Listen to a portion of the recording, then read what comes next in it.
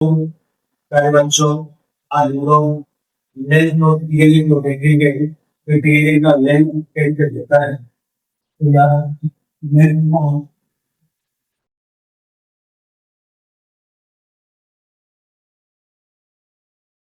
करेंगे कि इस तरह से लेंथ ऑफ डीएनए दिखता है। तो ये लेंथ ऑफ डीएनए है, ये डिपेंड होता है। So,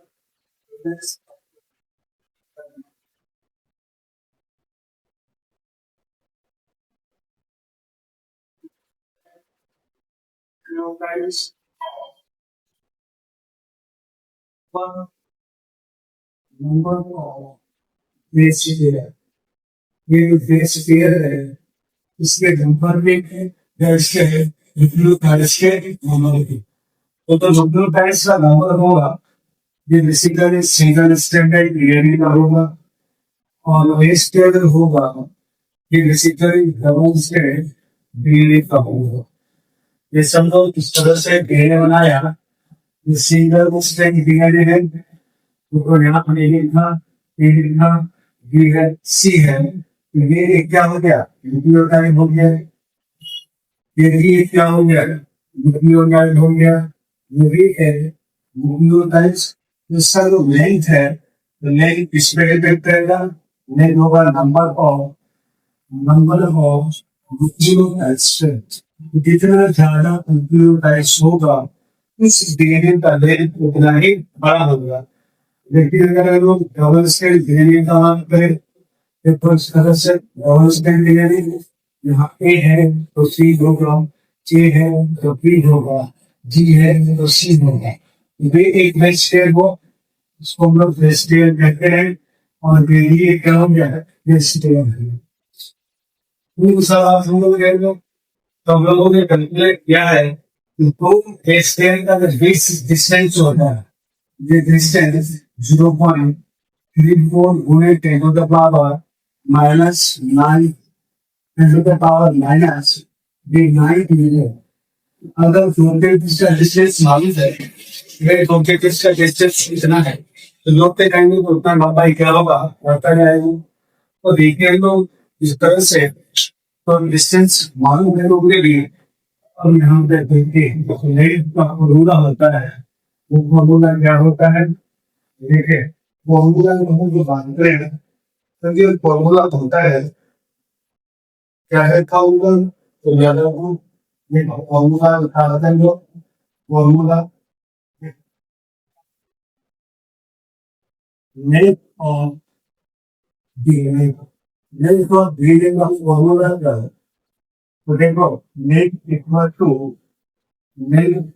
to total base pair गुणे क्या होगा 0.3432 10 to the power minus 9 10 to the power minus 9 metre ये लेंथ ऑफ क्या होगा डीएनए होगा।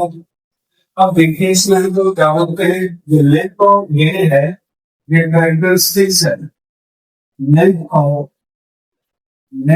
डीएनए ये इज कैरेक्टरिस्टिक्स, इसका कैरेक्टरिस्टिक्स है the characteristics of her any organic ये ऑर्गेनिक का कैरेक्टरिस्टिक्स होता है, यानी हर ऑर्गेनिक में ये डीएनए का लेंथ क्या होगा अलग अलग होगा।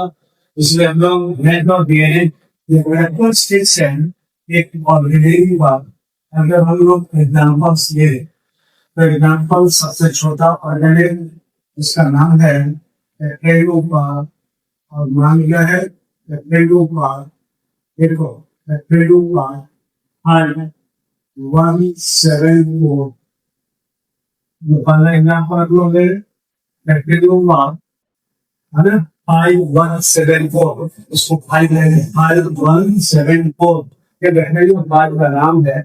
देखो इसमें सर्कुलर डीएनए होता है, याद रखना सर्कुलर डीएनए होगा और इसमें सिंगल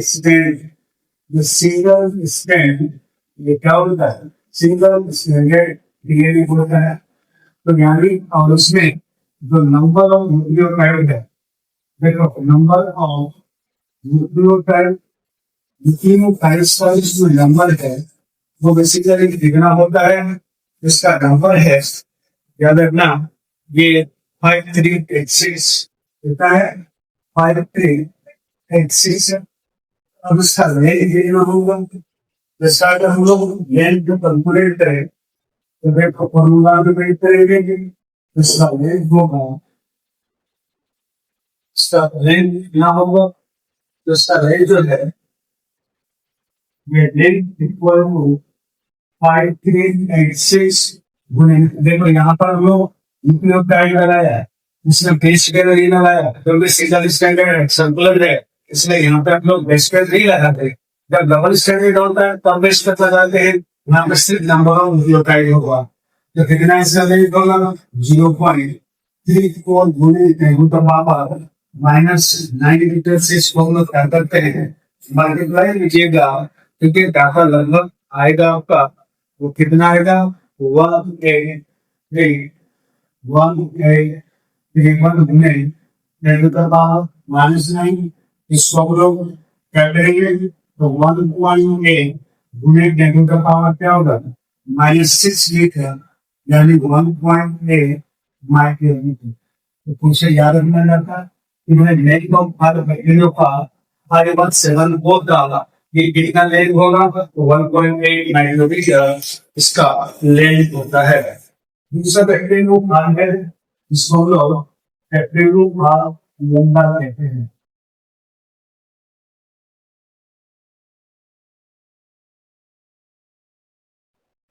बैक्टीरिया भाग लेंदा, बैक्टीरिया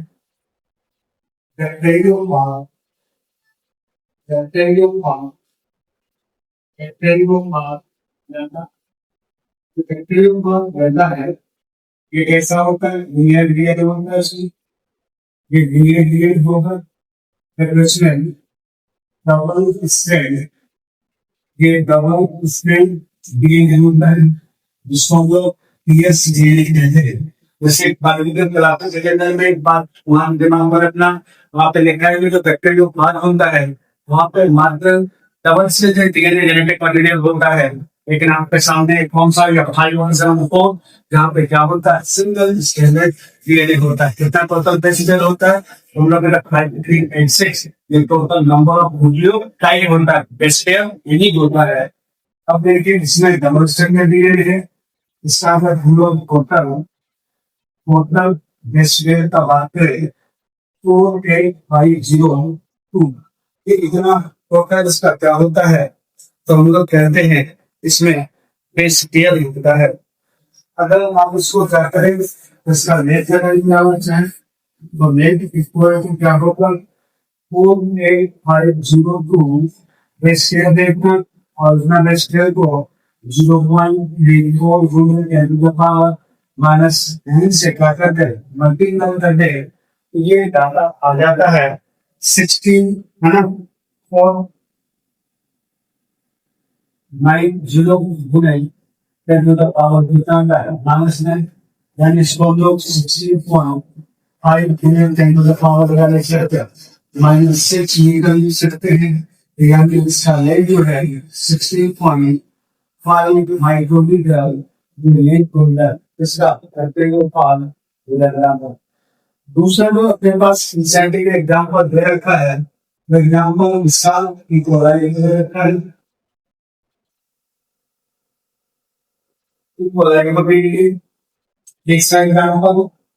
दूसरा एग्जाम्पल इस रेशियो को रहता है, यहाँ पर सर्कुलर मिलेंगे होगा, सर्कुलर मिलेंगे होगा, तीसरा ये डबल स्ट्रैंड मिलेंगे होगा, यानी डीएस होगा। टोटल जो इसमें बेसिडियर होता है, इस टोटल बेसिडियर 4.6 इंटू 10⁻⁻ क्या होता है, 6 होता है, तो इसका टोटल बेसिडियर 4.6 गुणे 10⁻6 बेसिडियर होगा। रेट कितना होगा इसका, अगर हम लोग इसका रेट को निकालें तो ये 4.6 गुणे 10⁻6 और 0.34 गुणे 10⁻⁻9 होगा, तो ये तकरीबन कितना आता है, तो हम लोग कहेंगे 1 आ जाएगा 1.5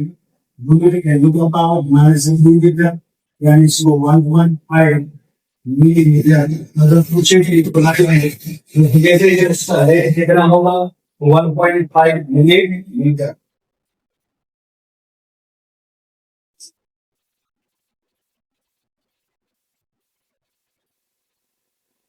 फॉर्म में देखिए, जो फॉर्म में आता है जिसको हम लोग कहते हैं पेड़ आदमी है, तो फॉर्म का मन से तो न लेके ये फॉर्म का होगा, एक होगा अल्वाइड, एक होगा अल्वाइड सेल, और दूसरा होता है जिसको हम लोग डिवाइड सेल कहते हैं। अल्वाइड सेल में क्या होगा, एन होगा, एन इक्वल टू नेगेटिव होगा। यहाँ पर टोटल रेशियो होता है, पावर नहीं होता है, आधा नंबर वो सो है देखना होगा, तो इसका लेंथ कितना होगा, इसका लेंथ होगा 3.3 पावर 9 और 0.24 पावर माइनस कितना होगा, नहीं होगा, ये तो डन हो गया। तो लगभग जो 1.1 मीटर। अगर डिवाइडेशन करेंगे तो टोटल 46 पर वो सो होगा, 46 टोटल प्रोबेबिलिटी 46। अब देखो इसमें टोटल बेसियर कितना होगा, टोटल बेसियर जो बोलता है 6.6 गुणे 10 टू द पावर कितना होगा, 10 टू द पावर 9 होगा। जो बेसियर होंगे तो टोटल बेसियर कितना, तो इसका लेंथ कितना होगा, इसका लेंथ हो जाएगा 6.6 गुणे 10 टू द पावर 9 और 0.34 गुणे 10 टू द पावर क्या होगा माइनस 9, ये होगा 2.2 मीटर। तो मन देने का लेंथ कितना होता है, 2.2 मीटर होता है। इसका कहने का मतलब है कि 2.2 मीटर लेंथ है, ये लेंथ डिस्ट्रीब्यूटेड होगा, इसमें डिस्ट्रीब्यूटेड देखो 46 प्रोबेबिलिटी, ये तो 46 प्रोबेबिलिटी है, इसी प्रोबेबिलिटी में ये 2.2 मीटर लेंथ ऑफ एयर निकालता है, डिस्ट्रीब्यूटेड होता है। फिर अगर हम लोग बात करेंगे तो देखो ये जो है ये एसिडिक समस्या